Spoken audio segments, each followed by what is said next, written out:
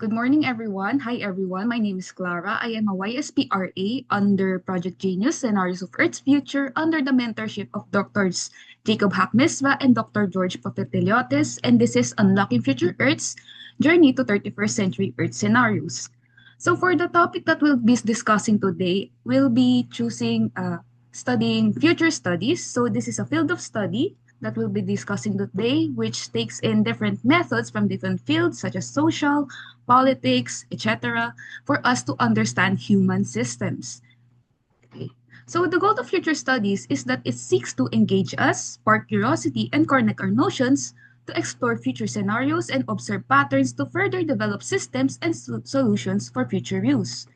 Now, it's important to note that future studies does not seek to predict a singular future, but it is to project futures. That is, we're dealing with what if scenarios, and not just one, but many, many different scenarios. Okay.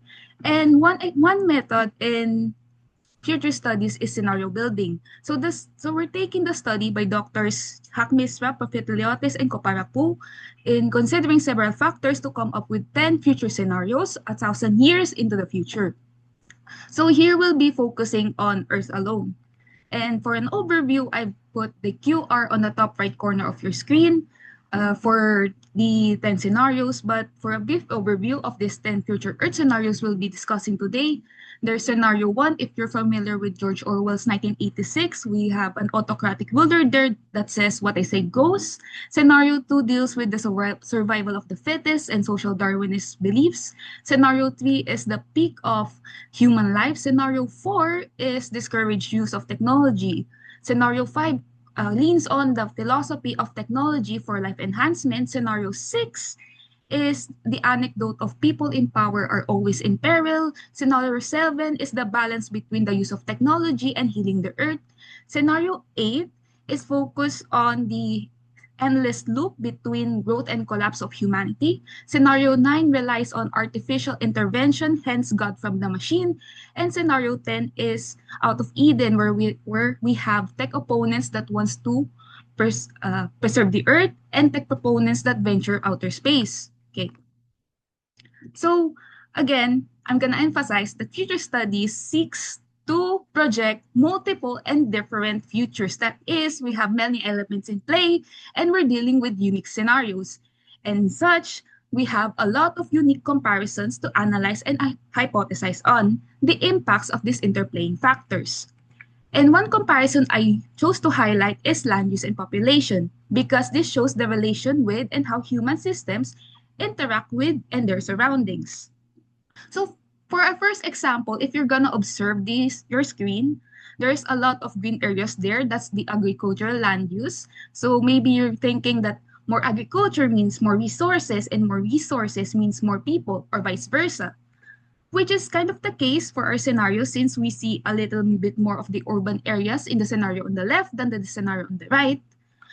But ironically, despite having a lot of green lands, both scenarios have scarce resources. So further detail we may look into is the power concentration. So both have oligarchies or ruled by few, and we can have that insight that maybe there's a scarcity in resources because there is an inequality in allocation.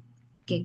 So for the second example, we're taking land use of the urban areas. So for these both scenarios, both have a lot of urban areas. So maybe more urban means more development, and more development means more resources and eventually a better way of living. But we could see here that scenario on the right, scenario 5, has more developed lands, blue lands, which is the aquatic areas. So maybe they don't have more space on land, or maybe they have loose regulations in building on seas, or maybe that's the sign of advancement. Okay. But if we look closely again, scenario on the right has more abundant resources than the scenario on the left.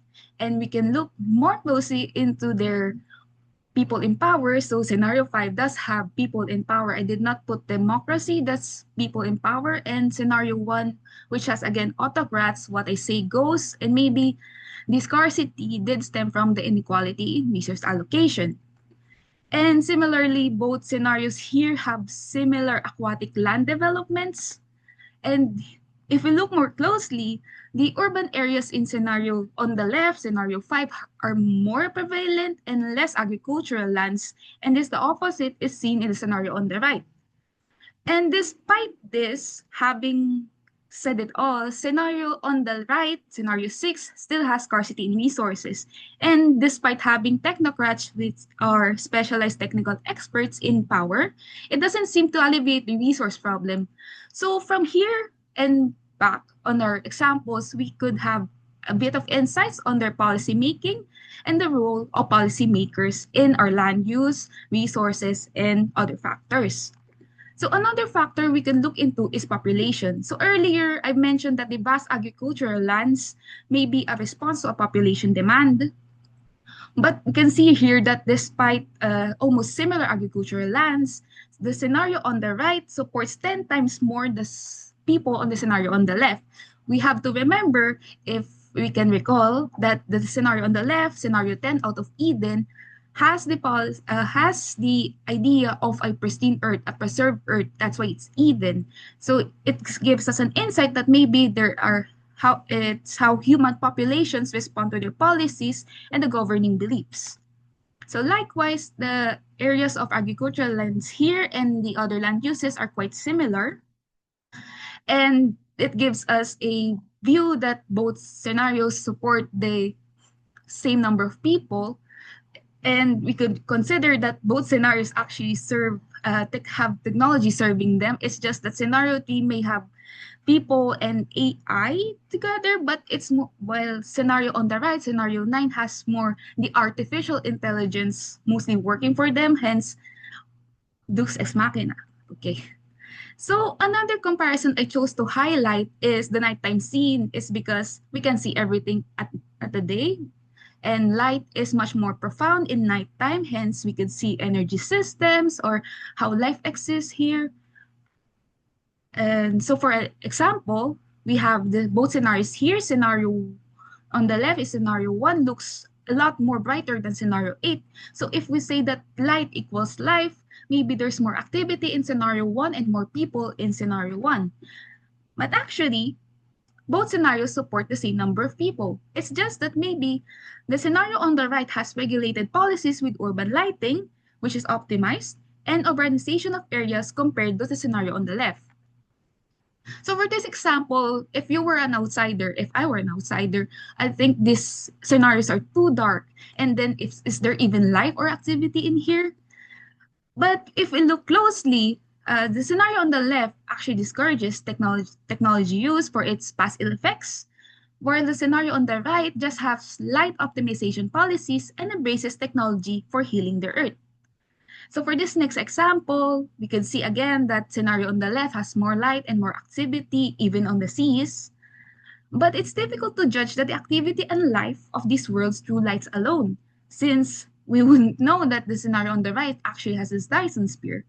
Whereas in scenario on the left, they just have a lot of activity in the seas due to the visible shipwrecks. So, considering all that, a lot of factors are actually in play in studying the Earth, that if we choose to observe one, we're bound to stumble into another to explain such and such. And that's because we can again emphasize that future studies aims to project multiple different and self-consistent futures. That is, all of theories should agree and that this world should make sense and possible. We also have the choice of digging deeper into these scenarios, and here I chose two. So this is an artifact from scenario 4, which is discourages technology use. So what are these tools and structures that we're seeing? So here are anti-monuments. From our perspective, these look like normal everyday buildings and tools we encounter. But for these people, these serve as reminders of the past ambitions and humanity's closest encounter with its end. So we came to have a deeper insight as to why that scenario 4, operates that way and why it behaves, so why it discourages the use of tech and such. So to wrap it all up, I managed to briefly engage you with 10 of the possible future Earth scenarios by giving a glimpse of each worlds. We explored each scenario together by comparing their land distribution, population, and nighttime look, making educated assumptions for the factors considered, And finally, we managed to further develop our knowledge of these worlds by looking into one of the scenario's artifacts and have an insight in the impacts of certain set conditions to a scenario. Also, we have to re-emphasize that future studies seeks to project multiple different and self-consistent futures. That is, we're dealing with what-if scenarios, many elements in play, unique and should be agreeing possible theories. Again, future studies, multiple scenarios with an S. So I leave you with a quote that I believe is appropriate for a topic, and as a fellow learning enthusiast, I hope it sticks with you too. So it is a joy of learning after all to observe the world we live in, past, present, and futures, and have more questions for every answer we find. Here are my references, and here is a QR code for further reading into the 10 future scenarios. Thank you.